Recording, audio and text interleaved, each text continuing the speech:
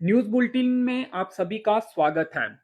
कल सावलकोट में railway construction site से कुछ दूरी पर हुए एक हादसे में एक कर्मचारी की मौत हो गई, जबकि दो जो वर्कर हैं वो घायल हो गए। इन तीनों को पहले इलाज के लिए डिस्ट्रिक्ट हॉस्पिटल रियासी लाया गया और फिर एक कर्मचारी को जो गंभीर रूप से घायल था उसे इलाज के लिए नारायणा अस्पताल रेफर कर दिया गया, जबकि दो अन्य घायलों को इलाज के लिए जीएमसी जम्मू रेफर किया गया। नारायणा में जिस कर्मचारी को रेफर किया गया था, इलाज के दौरान वहां उसकी मौत हो गई। ये जो कर्मचारी था मूल रूप से ये हिमाचल प्रदेश का रहने वाला था। उम्र इसकी 34 वर्ष थी और नाम रविंदर था और पुत्र धर्म सिंह। ये कल जो सावलकोट में ब्रिज है, टनल के कुछ दूरी पर ब्रिज है और ब्रिज से कुछ दूरी पर ये हादसा जो है वो पेश आया है। हादसा क्या हुआ है आपको बता दें कि ये कहा जा रहा है कि कंप्रेशर में ब्लास्ट हुआ।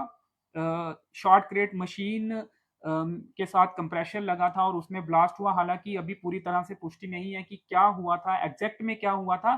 कुछ लोग ये भी बता रहे हैं कि पाइप में शायद ब्लास्ट हुआ हो, उसके बाद ये तीनों जो कर्मचारी वर्कर हैं वो घायल हुए हों।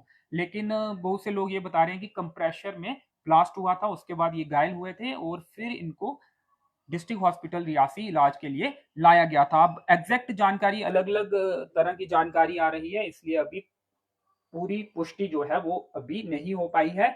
अगर सही से जांच होगी तो पता चल पाएगा कि एग्जैक्ट कल क्या हादसा हुआ था। क्या कंप्रेशर में कंप्रेशर फटा था या फिर जो शॉर्ट क्रेट मशीन की पाइप है वो फटी थी, उसके फटने से ये हुआ था। ये अभी जांच के बाद स्पष्ट हो पाएगा या फिर जो वहां पे कंपनी के अधिकारी हैं वो ही बता पाएंगे। लेकिन तीन मजदूर घायल हुए, कर्मचारी और मजदूर घायल हुए।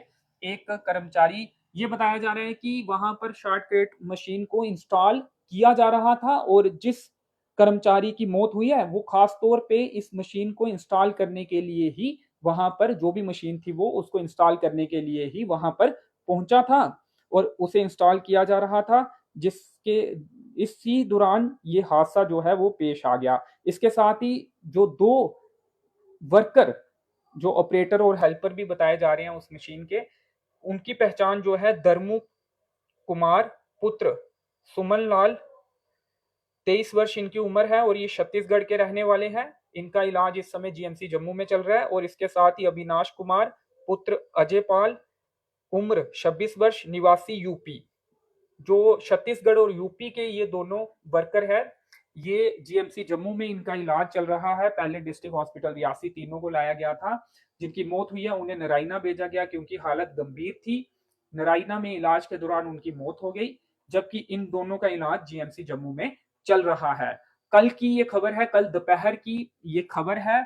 उसके बाद आज आपको बता दें कि इसमें क्या अपडेट है। आज जो शव का पोस्टमार्टम है, रविंद्र जो कि हिमाचल प्रदेश के रहने वाले हैं, उनके शव का पोस्टमार्टम आज डिस्ट्रिक्ट हॉस्पिटल रियासी में आज दोपहर शाम को किया गया, दोपहर के समय किया गया। और उसके बाद शव जो है उनके परिजनों के हवाले कर दिया गया। इस मामले में, इस हादसे के मामले में पुलिस जो है अपनी जांच कर रही है और मामला जो है वो दर्ज किया गया है। पुलिस स्टेशन अरनास के अंतर्गत ये इलाका आता है और शव का पोस्टमार्टम भी आज डिस्ट्रिक्ट हॉस्पिटल रियासी में किया गया है। इसके अलावा दूसरी जो खबर है वो आपको बता दें, वो रंसू के पास के एक इलाके से खबर आ रही है कि एक